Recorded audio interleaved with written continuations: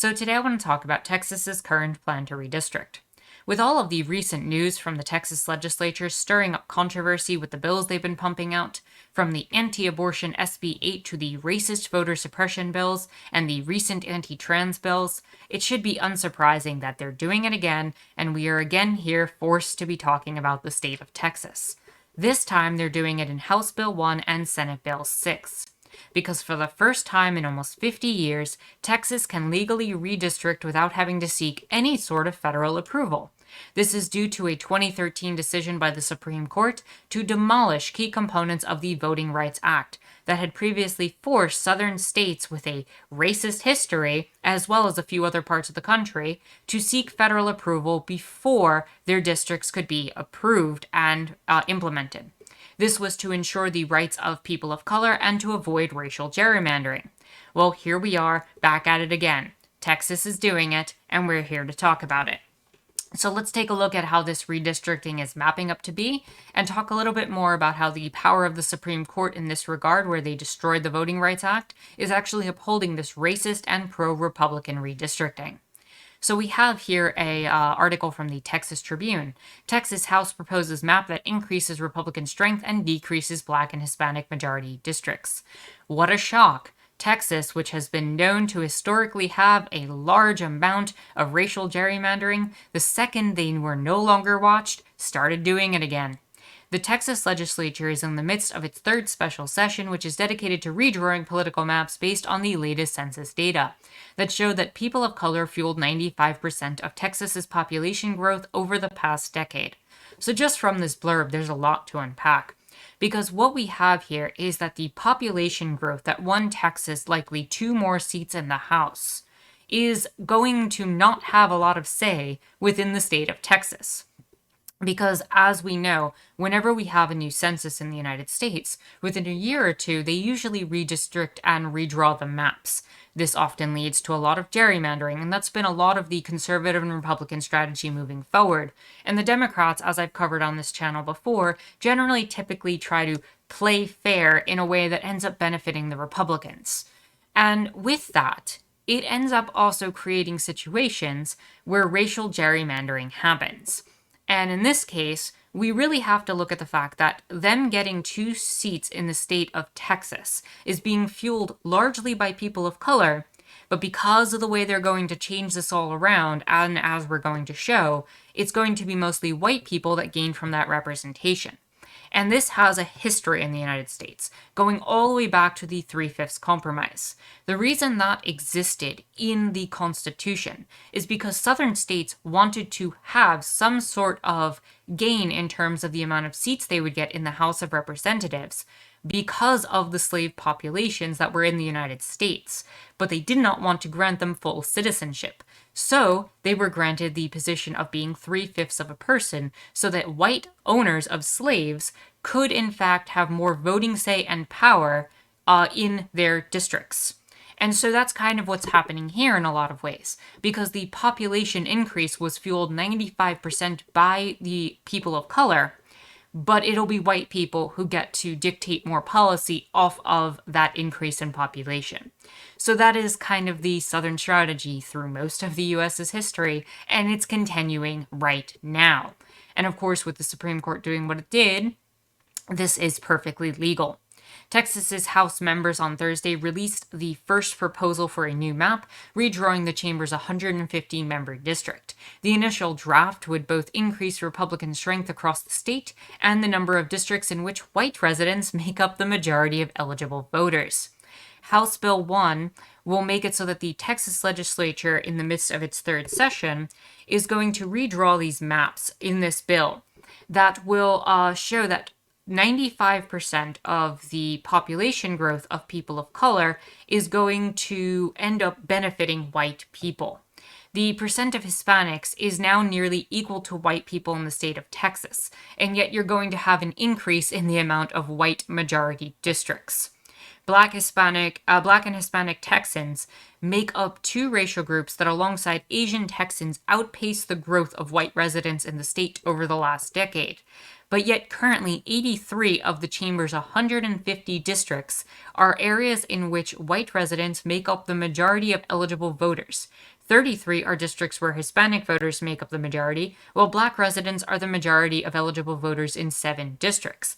That's how it currently is. Now, given the population growth, that should probably be closer to 75 to 75, but that's not as bad as what they're doing. In fact, the new map and proposal will make it so that 6 more districts will represent majority white residents, and the number of Hispanic and black districts would drop by 3, essentially making it so that it will be 89 chambers with majority white residents, while 33 drops to 30 and 7 drops to 4. And that is the proposal that they're putting out there. Meanwhile, there are 76 districts that had gone to former President Trump during the 2020 general election, while 74 went to President Joe Biden. Under the new proposed map, 86 would go to Trump and 64 would have gone to Biden. And that means that you're shifting it not only into white majorities, but into Republican majorities that will end up ensuring that they have longer standing and more control over the state government, as well as being able to dictate over people of color in those districts. They are essentially silencing a good chunk of the population. Again, half of the population at this point is Hispanic compared to whites. They are in nearly equal percentage to one another. And meanwhile, we have here the Senate version of this, where non-white residents, again, had accounted for 95% of the population growth that gave Texas 2 additional seats in the U.S. House. Despite that, the number of predominantly Hispanic congressional districts in Texas would actually fall from 8 to 7 in this particular version, while majority Anglo districts would rise from 22 to 23. In the Republican-drawn map unveiled this week, with Gloria Leal, with the League of United Latin American Citizens, said Gloria Leal, rather. Known as Senate Bill 6, the map would also create 22 safe U.S. seats where one party is all but guaranteed victory, up from 11. Leal told the State Redistricting Committee during a Capitol hearing on the proposed map. It's particularly in the Dallas-Fort Worth area where Black and Hispanic population increased sharply in the past decade, yet no new districts were created to give non-white voters an opportunity to elect preferred candidates. At the same time, SB 6 would move a significant Latino population from a district held by a representative in the Dallas-Fort Worth area and into an Anglo-majority district that includes 7 rural counties. So essentially, they're taking this large section of the population that's increased, they're putting them in areas where there's 7 rural counties so that their vote will automatically be eliminated, thus giving it to white conservative Republicans. That will essentially eliminate their vote, no matter how much they come out to vote. And that is going to be a huge deal going forward, especially as local and state elections have a lot of power in terms of how states are able to pass bills like the ones that I mentioned at the beginning of this video. Meanwhile, you have 2 longtime Black politicians from the region that were placed in the same district by breaking up several cohesive neighborhoods. This is the kind of thing that we're talking about, and this is why Texas, along with a lot of the other southern states and areas like New York City, were forced to have federal approval based on the Voting Rights Act. There's a history of racial gerrymandering that would make it so that certain groups of people would essentially have no vote or say in their congressional districts. And here we are seeing it again now that that part of the law is removed. However, we have to note that when it comes to all of this, this was seen as not a big deal by Chief Justice John Roberts. Now, this is an article from back in 2013, and it's one that I like to point to whenever I talk about this redistricting and the Voting Rights Act. I may have put this in a video before. The Supreme Court on Tuesday effectively struck down the heart of a Voting Rights Act of 1965 by a 5-4 vote, freeing 9 states, mostly in the South, to change their election laws without advance federal approval. At the core of the disagreement was whether racial minorities continue to face barriers to voting in states with a history of discrimination. Guess what? They do, and we've seen it come out tenfold with a lot of the laws that we've seen come out, with the voter suppression laws, and especially now with this racial gerrymandering. Our country has changed, said Chief Justice John Roberts, as he wrote for the majority.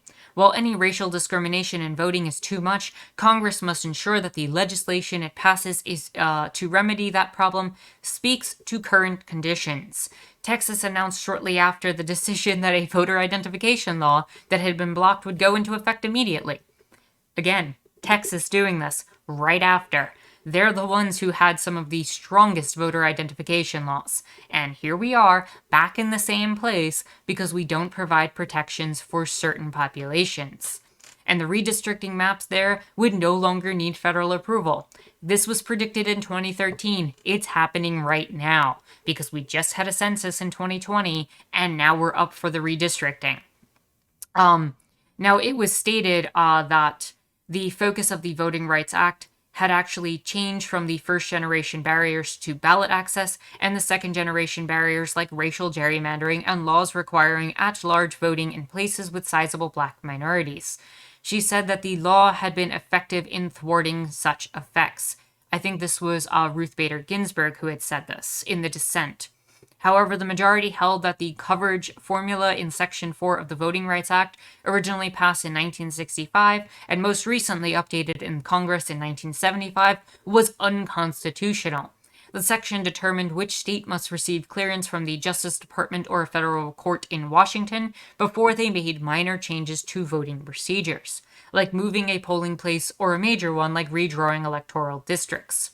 Now, again, moving polling places also has an issue because if you move all of the polling places so that they're really far away from populations of people of color, but really close to where all the white people live, you can essentially make it hard and difficult for people of color to get to the voting place and therefore essentially kill a lot of the vote. These are just the types of policies we see that make America a non-functional democracy, even if we were to take its representative democracy seriously as one, which I personally do not. And so this is what we were dealing with back in 2013. However, it should also be noted that this proposal from the Texas state legislature is specifically designed to make it so that white populations have greater political power than people of color. And now that we are here in 2021, we are seeing why the Voting Rights Act was needed and why it was so important, because Texas is continuing the same processes that it's always done historically. This is nothing new, and we're back in the same place. In addition, this bill, if it does indeed pass as it stands, would extend power to the Republicans so that they can continue to pass more and more bills like this, which keep harming marginalized communities and removing their access to care, their ability to vote, and control over their own autonomy. This was all enabled by the conservative Supreme Court, which has only gained in power since that time. That 5-4 vote would likely be a 6-3 vote at this point. And as usual, the only way to attempt to fix any of this is through congressional power. They'd have to come up with new data that would end up supporting a new Voting Rights Act. And unfortunately, that's not going to happen because of the filibuster and the fact that Senator Manchin and Senator Sinema do not want to eliminate it in any way. And even if they did, even if they managed to get it through Congress, even if the Senate managed to do what it's supposed to do and actually pass this and protect people, the Supreme Court would just end up destroying it. Because they've deemed it unconstitutional, this new conservative supermajority would likely strike it down in a moment's notice, because it would be seen as, quote, discriminatory against the state of Texas. That is probably the ruling they would use. And while Texas, again, has not passed this yet, this is likely to be a test balloon for other states who will seek to pass similar bills into law, all with the approval of the courts, who continue to allow racist redistricting that enables conservative white people to have more relative power by using the amount of people of color and their numbers, but giving them none of the power and none of the say in their own districts. So with that said, if you like this video, please give it a thumbs up, hit the subscribe button and the bell for notifications. You can follow me on Twitter and check out my Discord in the description down below. My name is Anarchist Tara, and I thank you for watching.